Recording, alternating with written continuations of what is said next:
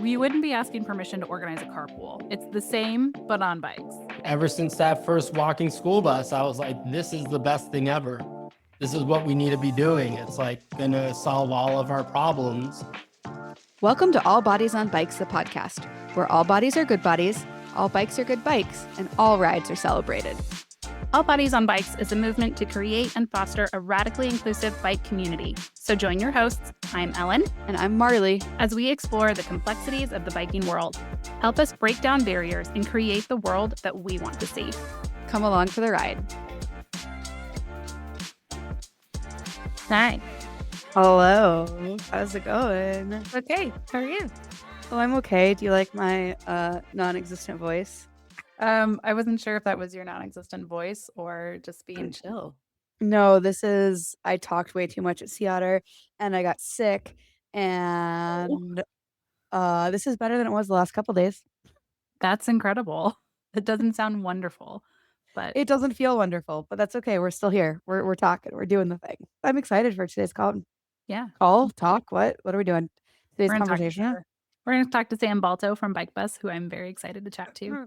Me too. I'm gonna try not to clear my throat too many times on the podcast. That's what the mute button is for. So I just got back from Sea Otter where I released my book and it was so good. Oh my gosh. I got to do 3 readings and I really didn't have high expectations because I was like, these kids are gonna be so distracted. Like there's a million things happening. And for each of the readings, they were like so rapt. Like I had their attention. And granted, the book's only like 5-ish minutes long when you read it, like 5 to 7 Sure. minutes.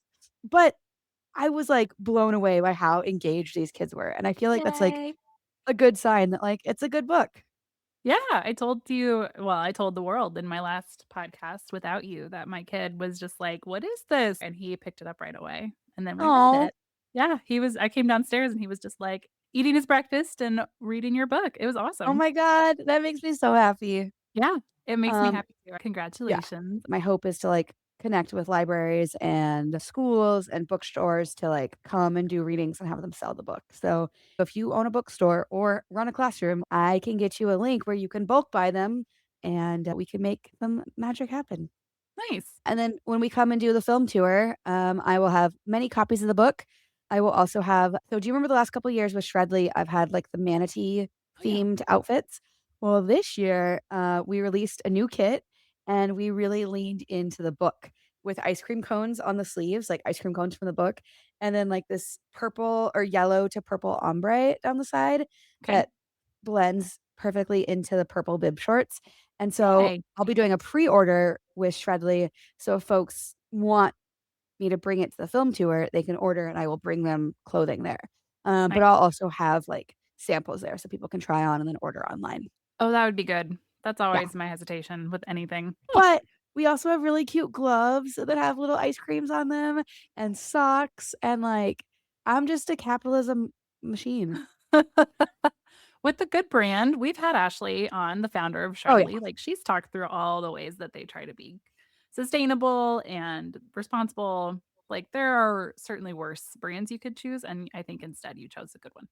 100%. Yeah, Yeah. which was just validated at Seattle this weekend. Like, I talked to so many brands who were, like, new on the scene and like, "Oh, what size do you go up to?" And like, "Oh, XL," or, "Oh, 2X." And I was like, "Oh, cool. Can I try the 2X?"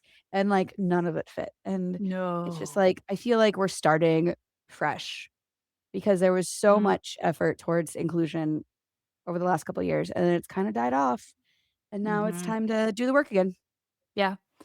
Yes, that is where I feel like, I took a confidence city cycling course Yeah. from Bike Walk KC, which I took probably for the first time, like, 15 years ago when I first got into cycling.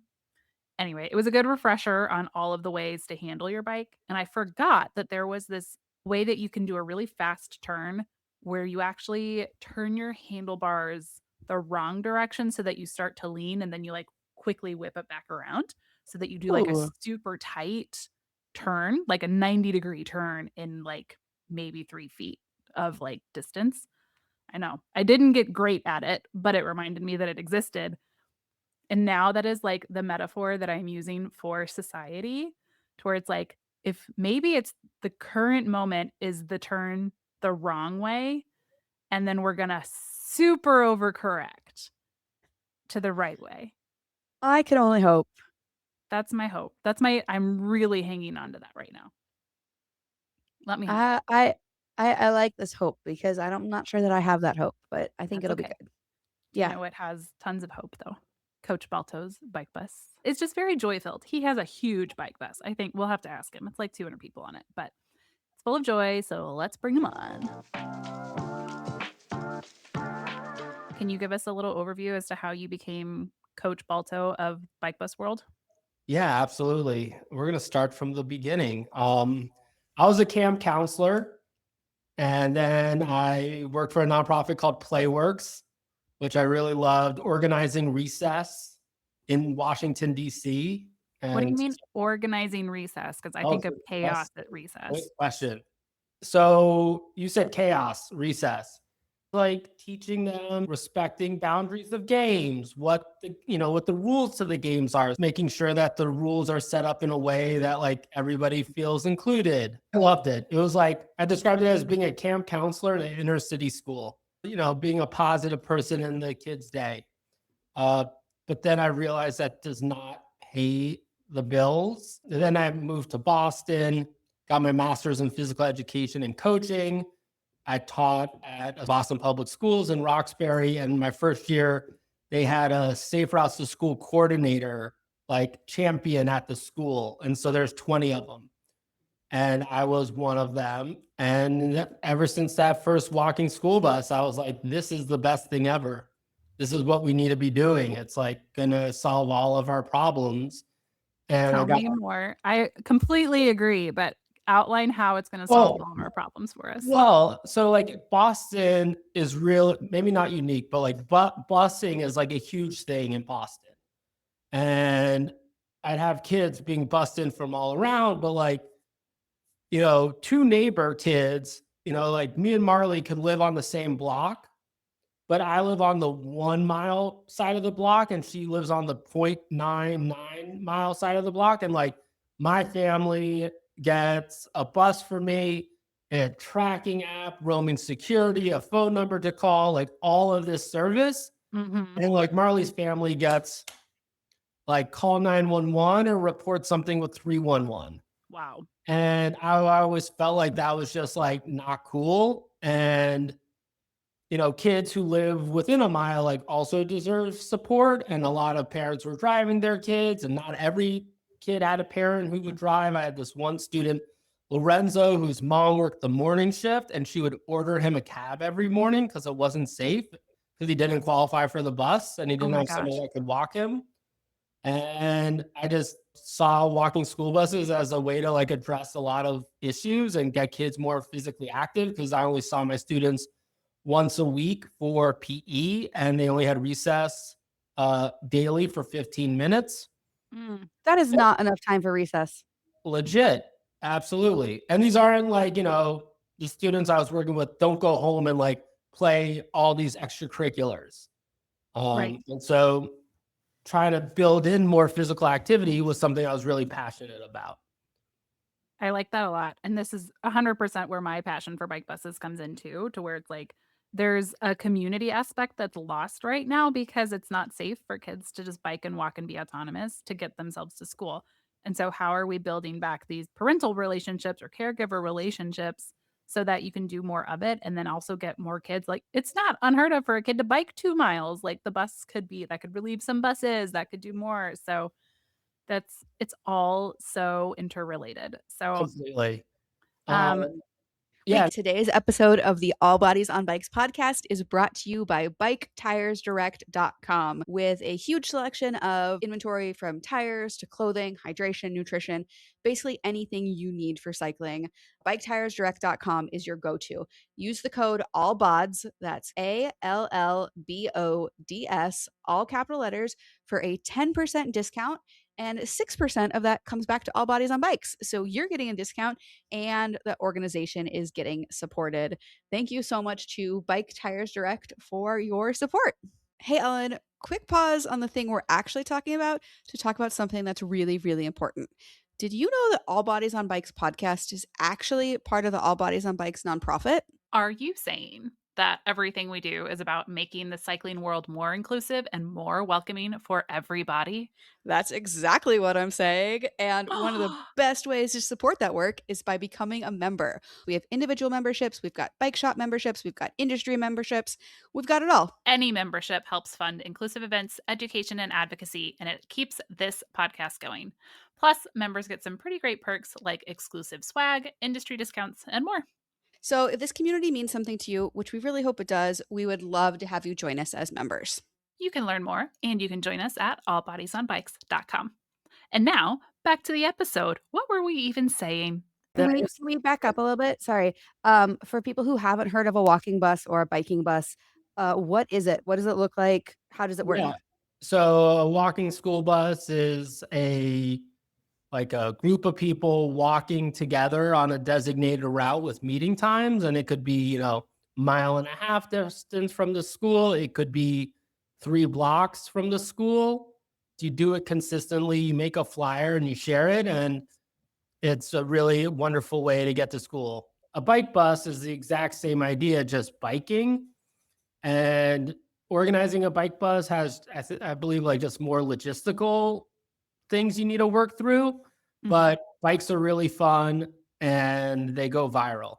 And, people just love seeing videos and seeing the good energy of kids riding bikes to school. And we blast good music, and that's kind of the general difference. But I always say, until 4 years ago, I thought I was going to die being Coach Balto, the walking school bus guy. And then I saw a bike bus video, and then I was like, I got to try this. And now I'm the bike bus guy. You're like the bike bus guy, like the national bike bus guy, as far I'm as I getting know. some good names. Somebody called me Bike Bus Santa because Okay. when I travel to other bike bus cities, I'm like bringing all these gifts. Oh, I love that. Yeah. So Bike Bus Santa, I got Bike Bus Boss is another one. Bike Bus President, a kid called me. I like that too. But there's If no you boss of the bike bus. This is an important rule. You don't need permission to start a bike bus in your community. I like that a lot. I hosted an info night in Kansas City and you came, and your advice to us was ask for participation, not permission. Like, we wouldn't be asking permission to organize a carpool. It's the same, but on bikes. Yeah. So let's go. Because I think people do get discouraged thinking through the logistics. Oh, I have to have a bike. Oh, I have to have this. Oh, like what happens if a kid falls off and I'm responsible? How does this all play together? Like these are all very legitimate questions. And we can get into a lot of them, but it was very like my experience has been okay, talk you through it. It's okay. And it can be simple. It can be you are riding your bike with, yes, your kid and two more kids. That's what it is. And start it up. I think the best story that I saw was in Miami Springs in Florida. And there was these two moms, Noelle and Monique, friends, and their two daughters, and they'd ride bikes to school.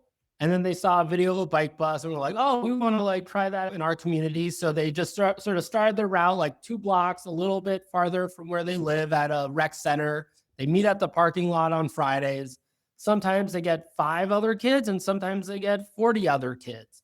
And they Wow. just are there every Friday, rinse and repeat. And I think if there's anything somebody listening to this can take away, it's like, it's consistency.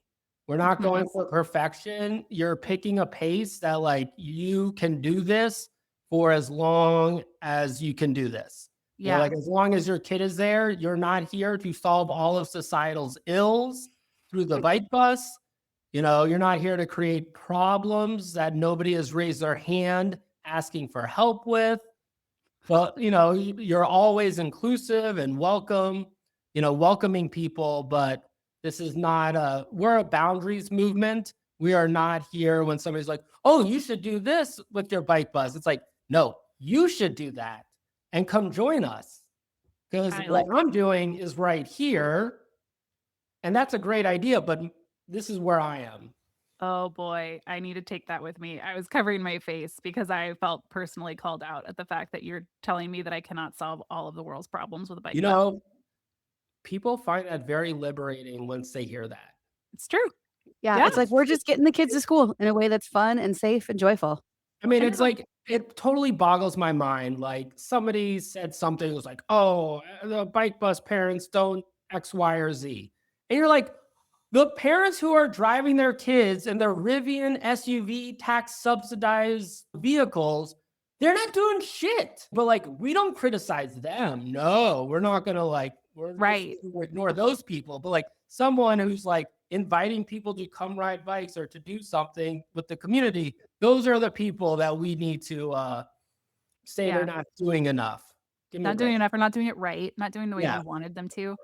Yeah, I agree with that a lot. I have what might be a dumb question. no Uh, dumb. No dumb questions. okay, so bike bus happens in the morning, all the kids get there. What happens after school? Is it just like they have to fend for themselves? I mean, there's a nicer way of saying that, but yeah, it goes in the same spirit of kind of what I just said before. Like, if you want to organize a bike bus home, great, go do it. If you only want to do it to school, that's fine. And they kind of have to figure it out. It's kind of like you can bring a horse to the trough to drink, but you can't make them drink. Like, you can bring the community together and get them to school. But like, if the community isn't like, if people aren't like, hey, I need help getting my kid back, why are we making our lives harder? Because Sure, sure. realistically, if you're volunteering in the morning and the afternoon, that is going to eat against your consistency.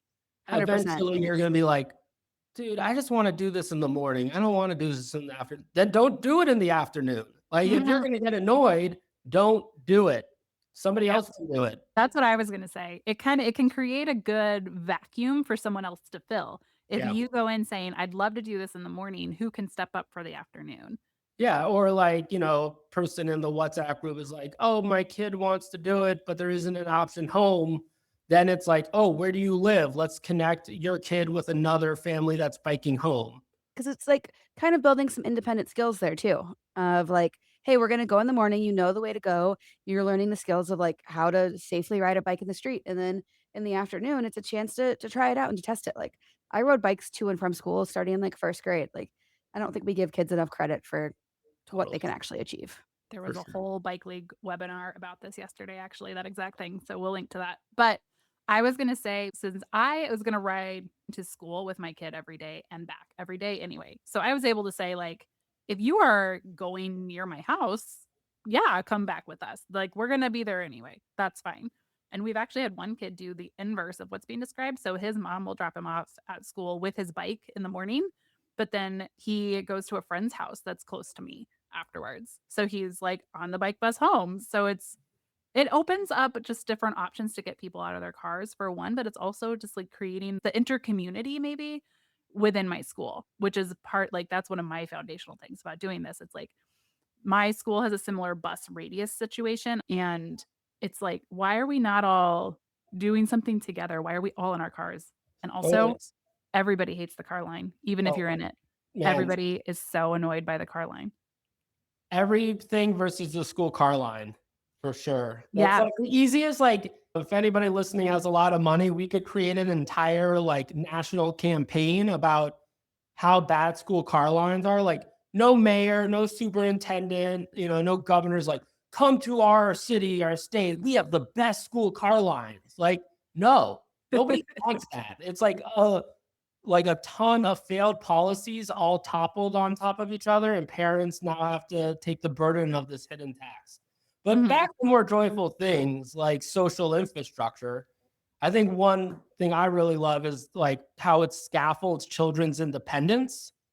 And so, just like one example is student Alden on our bike bus, second grader. He rides, and then a couple weeks ago, his mom puts in the WhatsApp group. It's like so cute. He's like eating cereal, and it's like, "Hey, I'm Alden.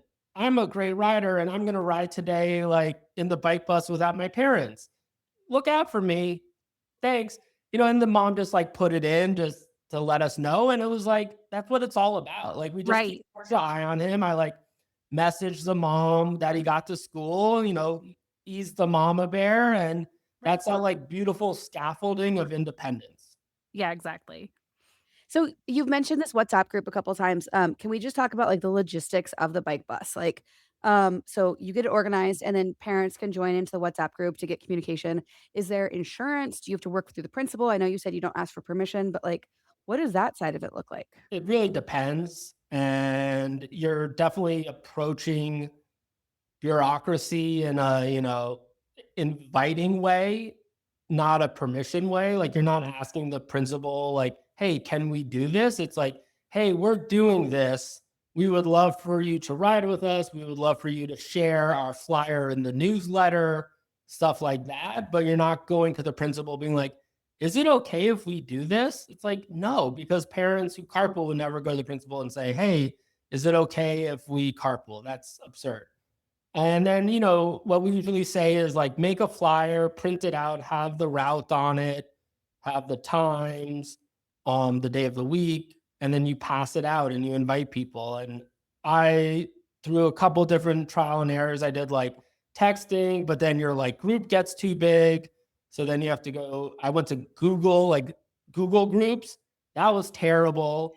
Like nobody checks their email. Nobody, it's not like because you're trying to create that sort of like natural communication. Like Alden's mom's not going to send an email about this, but like a WhatsApp group thing, like, 20 minutes before the bike bus is kind of perfect. If people are selling their bike or going on a kid focused pedalpalooza ride, that goes in the WhatsApp group because you're creating that community space. Do you worry about insurance? How do you like, what happens if something goes wrong? Yeah, I mean, they get up and you give them a Band-Aid and you keep going. But I think I generally am like, and this doesn't work for everybody. So, but like me personally, it's like, I want to do this. I believe in the good in people that like, if you're showing up, you understand the world is a dynamic environment and shit happens. And, we are doing the best we can to create a safe environment. But like, your kid's not less safe riding in the bike bus versus riding alone. Oh my And god, yes. so, again, to the school buses, I think it's totally absurd that school districts will say, based on this arbitrary line, we now take responsibility for these kids, but kids who we know have issues getting to school and that it's not safe, and we have massive issues with absenteeism. And sorry, we can't support them because of insurance. Like, give me a fucking break. That Right. makes so much sense. I did a similar thing to what Coach Balto described for my both the Kansas City family bike ride and for the bike buses that I run, to where it's like there's just a line on there that's like, I am a parent just like you, don't sue me. Like basically like you're coming here, you get it. Please don't be a dick. Yeah. Like you know what you're here for. You know, like it is me and an Instagram account. Please, please, please, please let me trust you and let me trust the world. My husband is the opposite brain. What if? What if? What if? And I'm like, first of all, it's a pretty low situation that this is going to happen. And second of all, it sucks and we go when we move forward. Like, I don't think anybody who's going to do this with us is going to be of that mindset. Yeah. So I added it on there to give him some peace of mind. But otherwise, I'm of the same mindset of that. What were you going to ask, Marley? Oh, I just wanna talk about social media and some of the wild success that you've had with that. So, you start uploading these videos, they go viral, and suddenly you've got, like, Dun, Benson Boone dun. and Justin Timberlake, what? Mhm. Like, You try to stay on the good side of social media and use it to the advantage. And I think people are always wanting something positive and joyful. And music's a big part of the bike bus, and incorporating the artists that are coming to town and inviting them to ride just felt very natural. And I just kind of like make the video. I just like approach the camera and I'm like, Justin Timberlake, come join the bike bus. We'd love to have you. And then it's like a quick cut to one of the best parts of our ride, playing his music. And then the internet just starts tagging the hell out of him. And Sometimes you do ask the internet to like, "Hey, boost it," and I think that's an important piece. Some people will sit there and be like, "Oh, yeah, that's so funny. He's trying to get Justin Timberlake," and then when you're like, all you have to do is drop the name in the comments so that he sees it. when you incorporate music artists, people who've never known about Bike Bus but love Justin Timberlake, well, now they got this video about the Bike Bus and just how I was inspired by a video. They're like, oh my God, this looks amazing. We should do this here. Yeah, Yeah. and you just had a round of grants, right? Like, are you going to We're giving out Yeah, grants. tell us more. Why and what for? Yeah. So I think for me personally, doing this type of work, you feel like you're a salmon swimming upstream and nobody's noticing you, and you're not doing it for the attention. But I think everybody does like the recognition. And I think that's been a big part of like bike bus world is just to show love and appreciation to people starting bike buses, to build a community. We're all salmon swimming upstream, but like if you know there's salmon to the left and the right of you also trying to break the current, you're gonna like have more resilience and just feel better about what you're doing. It's just something that's like a token of appreciation. This is pennies to the dollar of the value you're creating, but we see you, we appreciate you. Like you don't need to report to us. Take the volunteers out for tacos and margaritas, build community and show them appreciation. Get yourself the bigger speaker on us, stuff Yeah. like that. It's been really cool to see just the excitement that people have and want to support. We have DIY merch. So you Yeah. can request if you lead a bike bus, you can request stencils. We also have like stuff you can purchase now, which I'm very excited about. And yeah, Yeah. no, it's been cool. I got some stencils from you, and I think what I'm gonna do this summer is do a kickoff where it's like, bring a t-shirt, we're just gonna stencil up your bike bus and, like, have it be a thank you and, like, a rally to the various bike bus leaders I'm working with too. But it's like it's another way to just get the word out for other kid like, every kid wants to handle a can of spray paint. I have one last question. There's all this research that shows, people that bike commute to work are have better happiness outcomes. With the kids that you're working with and the schools that you're working with, have you seen any tangible differences in behaviors or engagement that teachers or principals are telling you about? Yeah, I mean, our principal said that kids on bike bus days arrive to school, like enter the building calmer. And I think just like one that I hear a ton is around like confidence and pride. Like the kids just are very, it's built their confidence participating in it. They take like real ownership and pride in it. Two things that are just really cool is look at your bike rack before starting a bike bus and then after starting it, and you will see more people biking on non-bike bus days, which is Oh, so just that a general uptick. yeah, it's like the bikes are out, they're pumped up, the kids know how to do it. It's more like culturally normed. And at the start of every school year, a handful of parents or kids come up to me and say, I learned how to ride a bike this summer to participate in the bike bus. And I shared that. And then like all these other bike bus leaders were like, that happens to me too. That happens to me too. And like you think about it, it's like my bike bus is 5 kids. That bike bus is 5 kids. All of these bike buses, there's over 600 bike bus routes in the world right now, and we're doubling every year. And you're like, that is just so many children learning how to ride bikes to participate in the bike bus. And like you Mhm. think about it, you're like, holy shit, like that is a lot of kids. Like that is impact, like that's power. And that's um honestly kind of stresses me out a little bit. I'm like, oh my God, this is like so much bigger than we realize. And I say to say, like, our goal is longevity. It's like, how do we keep bike bus relevant for as long as possible? Because it just takes people a while to put the pieces together, for Mhm. our leaders, superintendent, just like decision makers who can make the changes that will improve the infrastructure and lifestyle for kids and families. It just takes them a while to put those pieces together. And sure, I'd love for it to happen overnight, but that's just not how it works. Yeah, that's where your consistency is key phrase comes in, is because that's what will start like, the more people know where to find you and where to look for you and how to get involved and how to, like, jump on the bike bus, Yeah. the more they will, Yeah. basically, and even, like, the more you're just showing up in that community and in that space, the more, like, it starts to see. Even this morning, there was a bike bus in the Kansas City area, as today was their first ride, and it was two siblings and another kid and, like, a set of parents, but when they got to the school, they were like, yeah, I heard like 2 or 3 kids. It's like, "You can ride your bike to school?"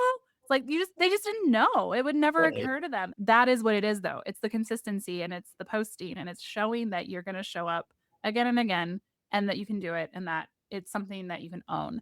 This is making me think of, like, how do you advise people to bring in the next bike bus leader? Like, my kid's gonna be there K through 5 for sure, like, Yeah. yeah, I'm hoping it'll grow and grow, but, like, if I were here and he was in 5th grade and I'm not there next year, what Yeah. advice would you give me? People are very like fixated on this point. And it's like, if nobody picks it up, that's okay. What you did still mattered. Mm, And, you know, sure, yeah, you want to try to be mindful and keep it going, but you can't control these things. Like, you're not paying people. And if people just don't feel like they have the capacity to do it, that's not on you. You didn't do anything wrong. It's a good reminder that if it's worth doing, it's worth doing. 2, 3 kids that rode on that bike bus, it felt like the world to them. It was a huge difference to those kids. And like, that's amazing. Like, that is so important.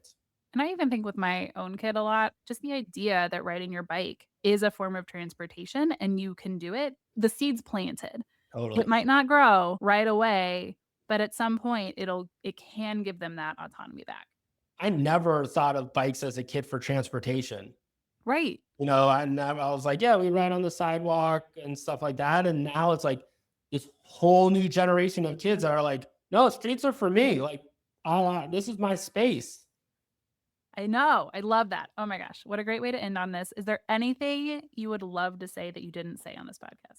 It's not bike or bust. Like, there's so many different ways to incorporate physical activity and movement and joy into kids' lives. So if the bike bus doesn't seem feasible, start with a walking school bus and then go to a scooter bus and then a bike bus if that's what your community wants, or like a traffic garden or a school streets or a critical mass ride. Like, there's so many different ways to activate the public space for kids. And I think the bike bus is the one that just goes viral and gets the most attention, but there's so many ways to, incorporate this for kids. Love that. Thank you for joining us. And Thank we you. hope that it's inspired more and more people to start their own bike buses. It better Or else. or else. We have a double exponential to hit. Let's go.